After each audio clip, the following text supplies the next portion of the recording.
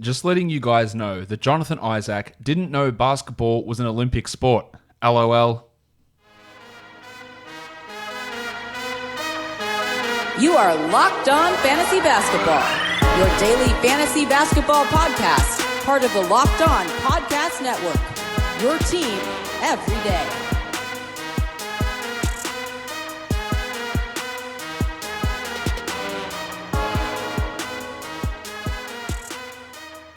Hello and welcome to the Locked On Fantasy Basketball podcast brought to you by Basketball Monster. My name is Josh Lloyd and I am the lead fantasy analyst at basketballmonster.com and at Yahoo Sports Australia. And you can find me on Twitter as always at redrock_bball and on Instagram at Locked On Fantasy Basketball. Today, we are recapping the 9 games across the NBA, looking back at the injury news and then previewing Thursday's action. Michael Bolton. Let's get to it. Let's get to it. Indeed. Let's start with the first game of the night. The Washington Wizards get the big win over the Brooklyn Nets, 110-106. Caris LeVert went off. He had 32 points in the first 3 quarters and then just 2 points in the fourth quarter, but 34, 6, and 7.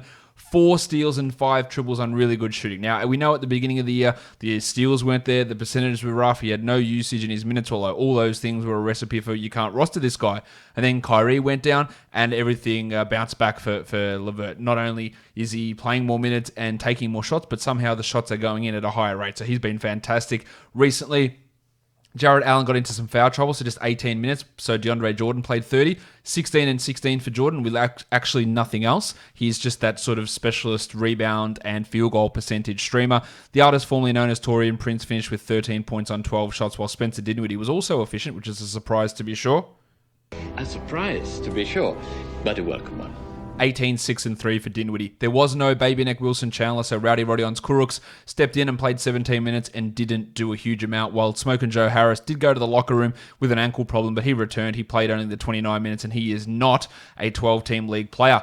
For the Wizards, Bielo had 30 points, Bradley Beal, 5 rebounds, 5 assists, 3 steals, and 4 triples, while Davis Bertans returned from his one-game absence to post 14 points with 4 threes. They're putting a lot of minutes into Jerome Robinson. He is not good, but they are prioritizing Robinson over Troy Brown. 20 minutes for Robinson, 13 minutes for Brown. Brown is a clear 12-team drop, probably a 14-team league drop at this point, while Robinson is just that deeper league add. While Rui Hachimura started out well, but again, the problem with Rui, 17 and 4. The 17 is great. No assists, no steals, no blocks. This is what is always, I believe, going to limit him for fantasy. The tank, Tom Bryant.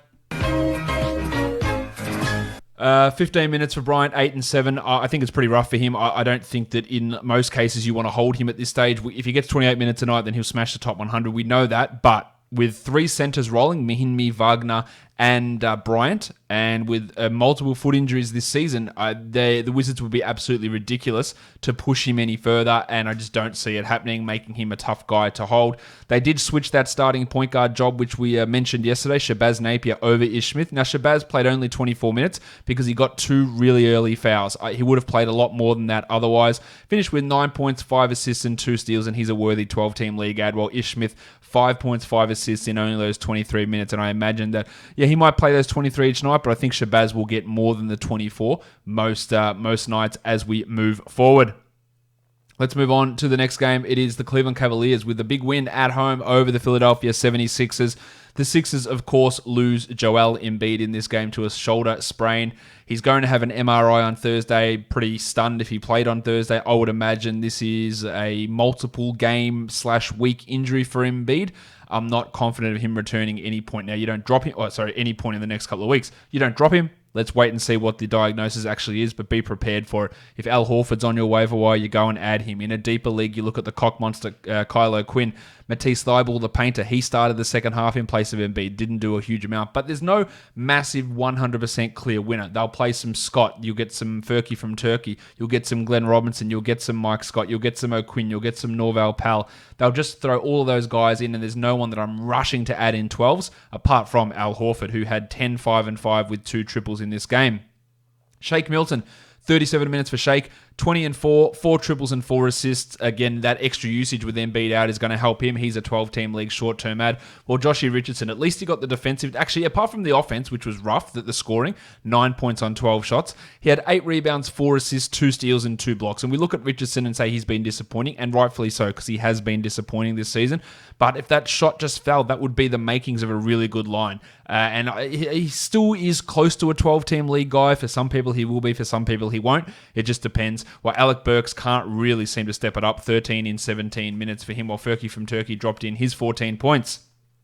For the Cavs, the Padawan, Colin Sexton, a big game there, 28 points, but like usual, pretty empty in the other stats. Although 2 steals is nice, 1 rebound and 2 assists is not. Well, we got 33 minutes out of Kevin Love, who had 13, 9, and 6, and 31 minutes for Larry Nance. 13 and 15 with 3 assists for Nance. They're finding a way to get him minutes today. It was because Andre Drummond was out, so we got a lot of minutes from Nance there. He is a 12-team league guy, while Tristan Thompson played 32 minutes, 14 and 13 with a steal and a block. Now, Thompson's recent form has been pretty strong, but still, over the last 4 games, where he is averaging 28 minutes a night, and this one here without Drummond, he's still only the 119th ranked player. That, to me, does not make him a must-roster 12-team league guy. He's a 14-team league guy, but you can stream him in 12s, but he's not someone that I absolutely have to go and grab. Bad night from Kevin Porter offensively, 5 points, but 5 rebounds, 6 assists, and a block. Helps me out. I still look at him as a 12-teamer. Chetty Osman was bad, while Darius Garland had a poor night too, 12 points on 12 shots with only 1 assist, and he went full Colin Sexton in having 0 rebounds as well. I still think Garlo is a 12-team league option. Let us move on now to the next game. We look at the New York Knicks and the Charlotte Hornets. The Hornets get the win 107-101. How about your mate? And Mitch Robinson says, I'll take it from here. He did take it from here. He played 30 minutes. He had 12 and 16. He had a steal and 3 blocks. This is not rocket science. This is not even tree science. It's not even any science. He is the only player with starter upside on this team. Maybe you could say Rowan Barrett, who's been bad this year. And he just needs to play minutes. I don't know why they refuse to start him. Absolutely ridiculous coaching and management all through the season from this absolute shit stain of a franchise. But Robinson is starting to... And I know he gets into foul trouble, but I also think some of the foul trouble that Robinson gets into is the fact that he plays off the bench and he's way more cavalier. Because, well, I'm playing off the bench anyway. My minutes are going to be limited, so why don't I just go super aggressive? We saw him at the end of last year play as a starter and play 30 minutes a night comfortably. Now, there's always going to be those nights and he's going to learn, but you can't tell me he's in the best environment to learn how not to do those things. He should have started. They should have played in these minutes all the time. He, again, for all the disappointment, he is still the 81st ranked player this season, and he could really be a playoff game changer if he gets these minutes. Punch Bob, 17 points. He's looking like an interesting point streamer, Bobby Portis. While Alonzo Trier, he's not quite better than Luka Doncic, but still 15 points in 16 minutes is good. Colin Sexton said, shout out to you for getting 0 rebounds and 0 assists. That is what Trier does. I think we'll see him in the rotation ahead of someone like Reggie Bullock or even the guy, Damian Dotson, who is ahead of here as well. Only going to be a deep league guy. Alfred Payton returned from his ankle injury, had 9 assists in 27 minutes, and that meant that we got 21 minutes here from Dennis Smith, 9 points in his 21 minutes. Again, with Payton back, it's hard to get too excited about what Smitty's going to do the rest of the year. For the Hornets, Devontae Graham returned and had 21 points. And yes, it was on 39% shooting, but 21 and 5 is strong, while Rozier had his best game in what feels like forever, 26, 3 and 4, and actually shot okay. Now, the Hornets are playing funny buggers with us with the starting centers. Cody Zeller was out, and they went with, for no reason, they just decided to go with Bismack Biyombo and Billy Hernan-Gomez. Biyombo had 12 and 5 with 4 blocks in 27 minutes before he fouled out, while Hernan-Gomez had 7, 3 and 4. But I can't trust what they're going to do rotation-wise with this center position, so it is hard to get interested in any of those guys, more looking at them as streamers. Paul Washington Jr. had 12 and 5, while it was a bad night from Miles Bridges. He picked up 2 fouls right at the start of the second quarter, and that limited his first half minutes. It was just a bad night in general. 10 points, 3 rebounds, 2 assists, while Jalen McDaniels played 22 minutes, and he's a deep league guy. Now, Malik Monk, we know, is suspended. We don't know how long he's suspended for, but interestingly, Dwayne Bacon did not play at all, even with Monk out, nor did Nick Batum. It was Caleb Martin, it was Jalen McDaniels who got those minutes. So those of you rushing to add Bacon, and surely none of you did that, but those of you who are rushing to add him should realize that probably wasn't the move that you wanted to make at this point.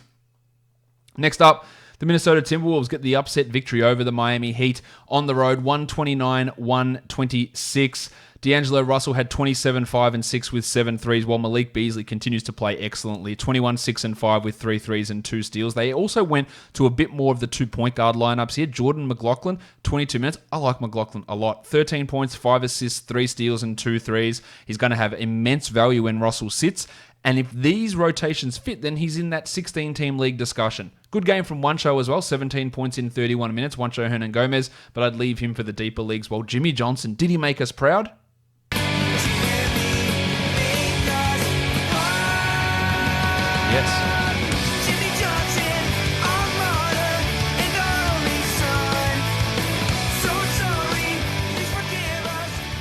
11, 5, and 4, 1 steal, 2 blocks. Now, he's never going to push into huge minutes, but that's enough to be a 12-team league guy. It was also good to see Jarrett Culver get 2 steals and 2 blocks in his 21 minutes, but again, still a long way away from being an impact guy, while Naz Reid can't stay out of foul trouble. 19 minutes for Naz, 9 points, a steal, and a block. I am still holding him while Towns is out, but it hasn't been as good as we could have hoped for.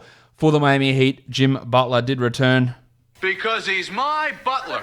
18, 4, and 9, while they surprisingly kept Kelly Olynyk in the starting lineup. 11 and 8 with 2 steals and a block for Olynyk. Now, we know that he's inconsistent. The 100% shooting's not real.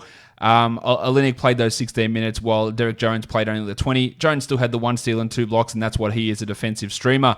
22, 10, and 7 for Bam Adebayo was great, while Kendrick Nunn, good to see him producing. Now, I thought he'd be dropped right off when Butler returns. I'm still not confident he keeps this up. 24 points with 6 assists in 31 minutes. Still got to work Tyler Hero back into that rotation, while the Spur Dunk Robinson only 26 minutes, so that's where Nunn got those extra 6 minutes, because Robinson had been like a 32, 33 minute a night guy most nights. Crowder, the shooting, which was unbelievable to begin his tenure as a member of the Miami Heat, has disappeared. He still had the 3 steals and a block, though. Sometimes may be good, sometimes may be shit. But he's not someone that I'm looking at as a 12-team league option at this point. Next up, we look at Orlando Magic and the Atlanta Hawks. The Magic get the win, and Aaron Gordon's hot streak continues. 41 minutes for Gordo, 25 and 10 with 6 assists, 1 steal, and 3 blocks. Now, he doesn't get defensive stats like this, he doesn't shoot like this, and he doesn't get assists like this. So there's so much unsustainability in what Gordon's doing, who is the number 7 ranked player in fantasy over the last week. He cannot continue that. He still isn't even a top 120 guy over the course of the season. This is an unbelievable hot streak with so many career outliers happening that you have to look at him as a bit of a sell high if your trade deadline is still available for you. But otherwise, just write it out. Fultz had 8, 3, and 8 with 3 steals, while Mo Bamba was fantastic. 1, 2, 3, 4, 5. 17 minutes, a double-double, 4 blocks, 3 triples, awesome stuff from Bamba. I don't think this is the changing of the guard or anything along those lines, but it was good to see him produce, while Terry Ross had 14 points, and Jimmy Ennis played 28 minutes, had 12 and 4, and that's interesting for 16-team leagues that he's going to get those 28 to 29 minutes, it seems like, on most nights. For the Atlanta Hawks, Trae Young had 37 and 11, while the Baptist Johnny Collins really making very, very good use of the fact that Clint Capella's still not back. 26 and 7, 2 blocks and 3 threes, and a good game from Reddish too. 14 points, got his 2 threes, got his 2 steals. That's where his value is, and that's what makes him that sort of fringe 12-team guy. Fana Pants had 13 points, Kevin Huerter in 28 minutes, while DeAndre Hunter, who was starting to string together some good games, had a bad one. 2 points on 0 of 8 shooting, no threes, no steals, no blocks, 1 assist. At least he had 11 rebounds, but it was rough. He's more profiling as a 14-team league guy, while Bruno Fernando made a spot start with Dwayne Dedmon out. Fernando had 10 and 9 in his 22 minutes, but as a third-string center, unlikely that he is going to be someone that we care too much about for the rest of the way here. The Memphis Grizzlies and the Houston Rockets, a real blowout here. For the Rockets, they win 140 to 112. The Grizzlies went small in this one. They didn't start Gorgie Dieng, which is what they did last game when Clark was out. They went with the wave pool DeAnthony Melton, pushing Kyle Anderson up to the 4. It did not go well at all. They were smacked really hard. Now, Melton played 24 minutes and had 9, 7, and 3. I still think that with his extra opportunity, he's at least someone that we can have a look at in 12-team leagues, but he's more of a steal streamer. Dylan Brooks finally got some points on the board. It took him 26 shots to get there, but he had 22 points. while Morant's struggles continue. Johnny Conchar, this bloke just knows how to contribute. 4, 7, and 2 with 3 steals, a deep league guy at the moment, while Kyle Anderson had a real Kyle Anderson special. 7, 7, and 4 with 2 steals and a block. Interesting enough, 14-team league player. Jeng was disappointing. 10 and 2 in his 19 minutes with a steal and a block. It was rougher than that to begin. I still think that he is a worthy 12-team option, and I think that this small lineup may in large part have been due to the Rockets matchup versus what they're going to do each game. But we're not expecting 30 minutes a night out of Jeng, but I think we'll see more than the 19 he played here. For the Rockets, Westbrook had 33, 9, and 8 on another great shooting performance, while Harden had 30 and 7, and Austin Rivers chimed in with 23 points. We also had Bob Covington, another 3-block game. That's 5 in a row with at least 3 blocks for Covington. Otherwise, it's just so much of a blowout. It's hard to judge here.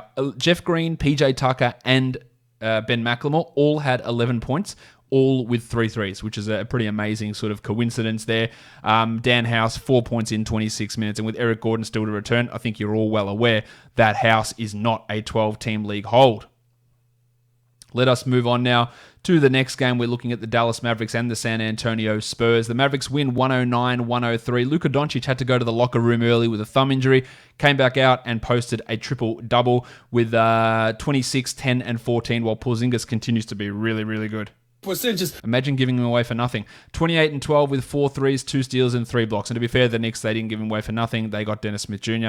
and a couple of first-round picks and cap space to sign Bobby Portis.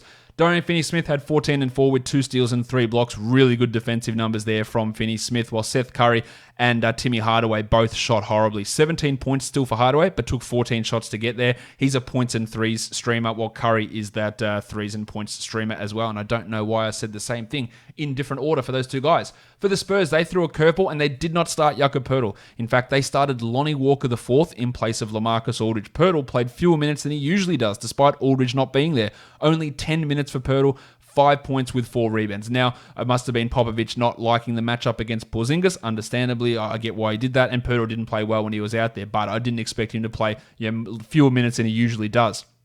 Especially when Trey Lyles is not really an NBA caliber starter, despite starting all season. 6 and 9 for Lyles in those 24 minutes, while Lonnie Walker, 12 points in 27 minutes, but A surprise, to be sure, but a welcome one. Double Sheave today. He gets 3 blocks. That's a real surprise for Lonnie. Even if Aldridge does remain out for a few games, I'm not looking to add Walker because I don't think that this will be the lineup that they run out every game. DeRozan had 27, 8, and 9, while Bellinelli had 14 and 8, and DeJounte Murray was rough, while maximum Derek White 9 and 7. You still got to hold DeJounte, and you still got to leave White, I believe, on that good old waiver wire. All right, on to the next game. The Clippers get the victory over the Suns on the road, 102-92. The fun guy, Kawhi Leonard. I'm a fun guy. 24, 14, and 5. Well, it was also a good game from Marcus Morris. 18 points in 30 minutes with 4 triples and 5 rebounds. It helps that Paul George is still on that minutes limit. Morris is more of a 14-team league guy than a 12-teamer. Reggie Jackson had 12 points but played only 16 minutes, while Patrick Beverley was relatively effective in his 24 minutes, 11 and 5. He's more of a fringe 12-team guy. Not great from Montrezl Harrell, 8 and 6 in his 26 minutes, and he has been, I think, relatively disappointing this season, would be fair to say. 131st over his last 20 games. Still probably is a 12-team back-end hold. And with all the additions, Landry Shamet's value has tanked, as has Lou Williams's, who really struggled. He has 6 points in 22 minutes. He's always going to be a struggle guy when George and Kawhi were both healthy, but add Jackson and Morris into that mix, 2 guys who definitely aren't afraid to take a shot, and it is really impacting what Lou can do. And in a 10-teamer, I reckon you might have to consider whether he is a drop. For the Suns, ravishing Rick Rubio, another big game. 18, 6, and 10 with 3 steals. He is on an absolute roll. If you can sell high on him, do it, because over the last 7 days, he's the number 2 ranked fantasy player. Ayton was big as well, 25 and 17 and 3 blocks. That's what we want to see. He can really elevate himself if he starts getting to the line more.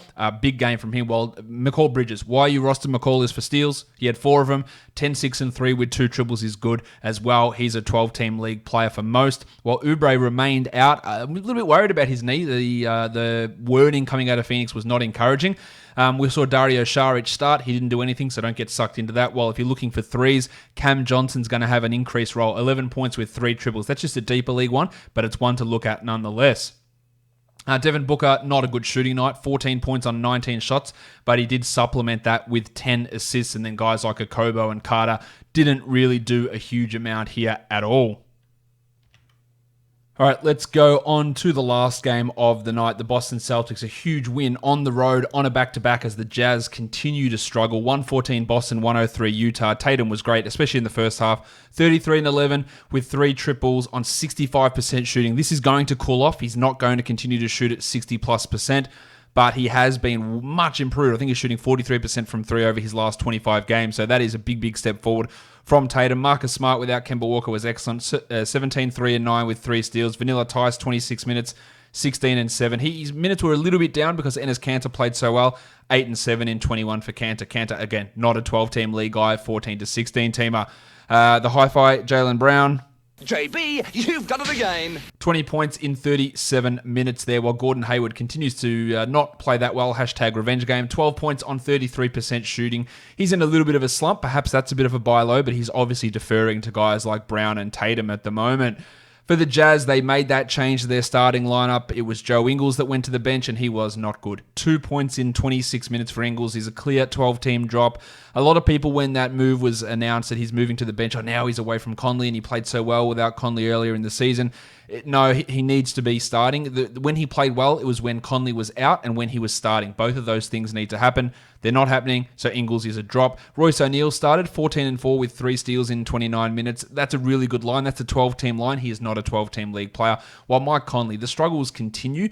15, 4 and 3. He just can't finish at the rim anymore. Is he completely cooked? Is it the Jazz system? I think there's a massive part of it that is the Jazz system. We talked about that so much last year with Rubio and why he struggled and why I was optimistic about Rubio this year.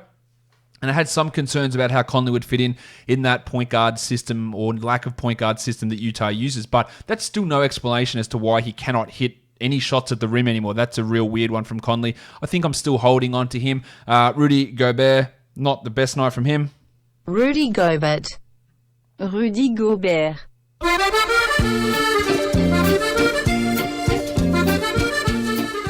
9 points with 2 blocks for Gobert, while Mitchell had 37 points. Now, it did take 32 shots to get there from Don, but he is really carrying the offensive load. It's a massive struggle for this team. Jordan Clarkson's dropped way off. Now, he's had this in his career. He has these hot streaks, and then he disappears. He's in the middle of disappearing. 9 points on 13 shots.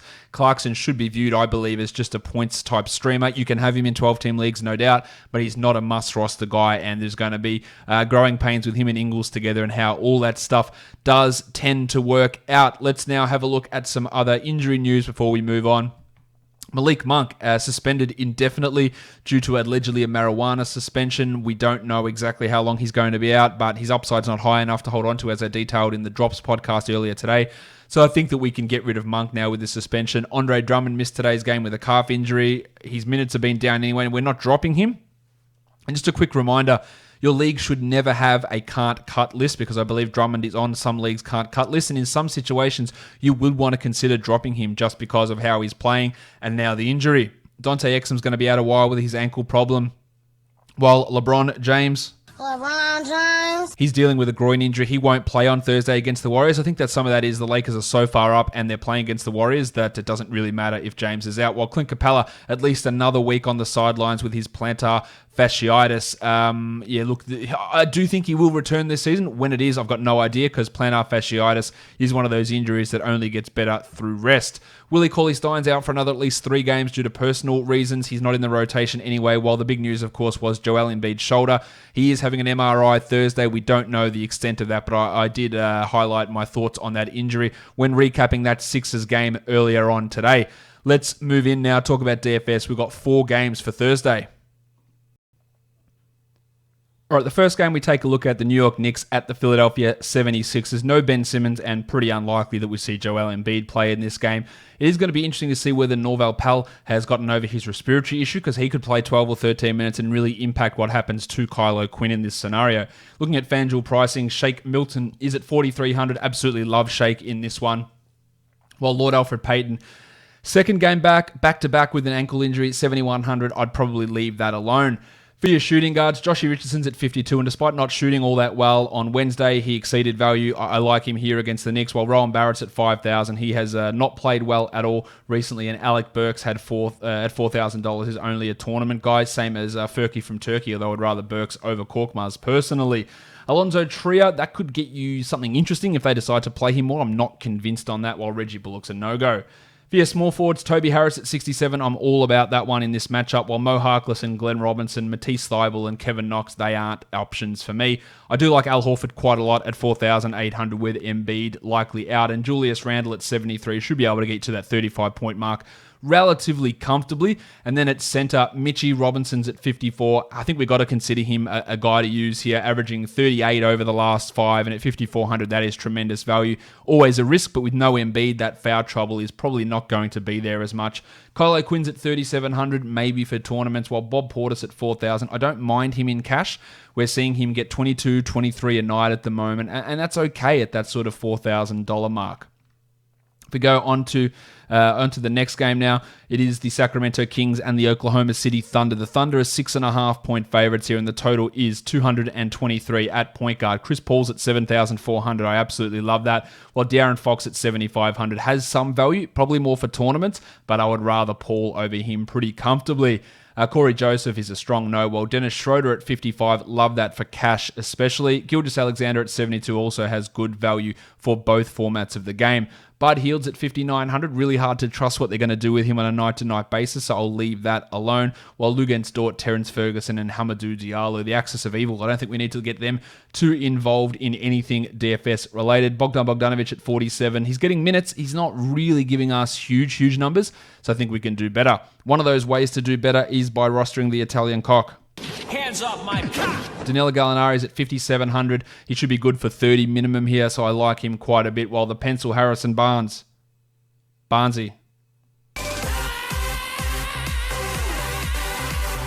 He's at 5,100. Last game, he had 7 threes in a row and still only had 24 points. He is maybe at 5,100 a GPP guy, but I don't really feel it. In fact, I'd rather look at someone like Kent Bazemore, who's averaging 33 points over his last 3 and is $200 cheaper. Neither of those guys are massive good values, though.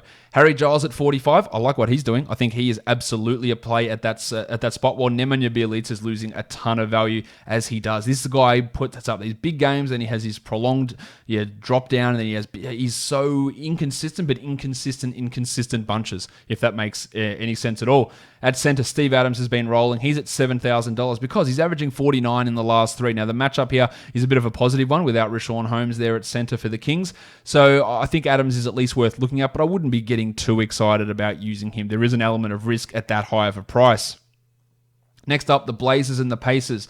The Pacers are 9.5-point favorites at home. The total is 218, and we don't know about Victor Oladipo, whether he is going to be ready to play. If he is out, that boosts Aaron and Justin Holiday in this one. At point guard, Malcolm Brogdon's at 59. I think that's not a bad play, regardless of Oladipo's status, while Timothy John McConnell at 35. Yeah, maybe we see something from him, but he's not a high upside guy. Aaron Holiday at 42 gets some GPP appeal if Oladipo is sidelined. For your shooting guards, Oladipo is at 48, has been really nowhere near that all season, but could be an opportunity. I wouldn't feel great about it. While Gary Trent's at 44, and he hasn't really thrived since Lillard's been out. But a bloke who has thrived is Christian James McCollum, 8,800. He's averaging 56 in his last 3. Love it. Absolutely love him here in this one. And then at small forward, Tony Warren Jr., a massive cash guy as well. 5,600. He should be high 20s to low 30s in production. While Trevor Ariza, one of these guys. Sometimes may be good, sometimes may be shit. At 4,800, he's got tournament value, but I wouldn't trust it otherwise. And same with Justin Holiday at $4,000. Not interested in Melo or Nasir Little. At power forward, Domantas Sabonis is at 8,400. Big men, they love it against the Blazers. He's been playing well. He should be a 45-point guy. That gives me tremendous value there. And then Wenyen Gabriel, cool. At center, Miles Turner had 8 blocks last game, and that gave him 50 points, so that's great, but I don't trust it. While Hassan Whiteside,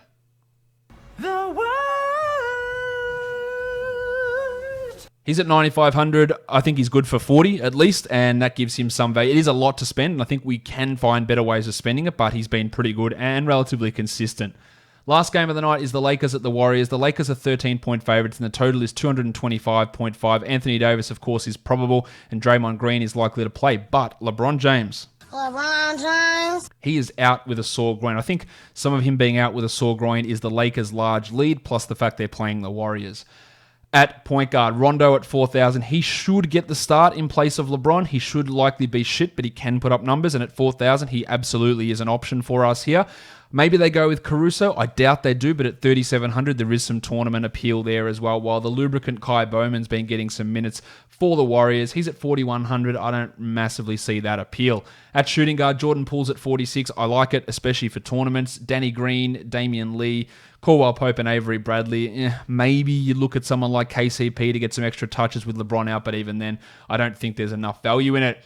At small forward, Andy Wiggins at 7,400, really struggling, and now he's up against a pretty good defensive team, so I'll fade him pretty hard.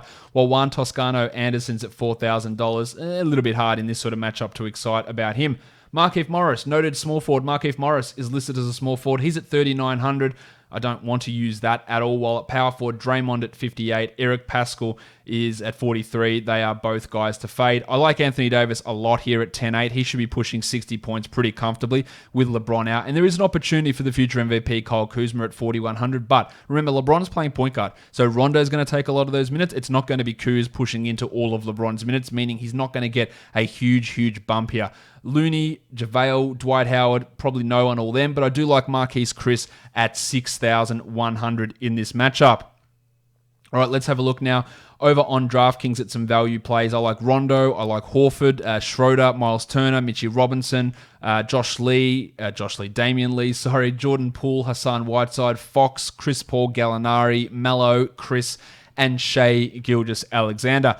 That'll do it for me today, guys. Subscribe Apple Podcasts, Google Podcasts, Stitcher, Spotify, and on YouTube. Don't forget, leave a review, drop a comment down below. Guys, we are done here. Thank you so much for listening, everyone.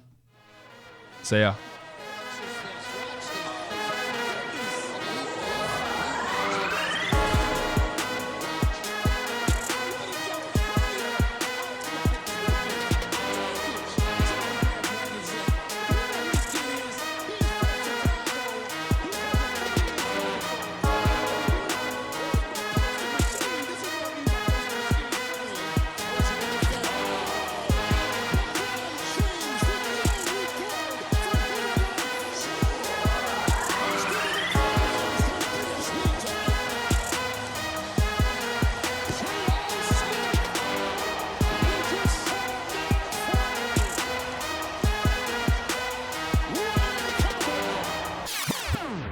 Evan Fournier.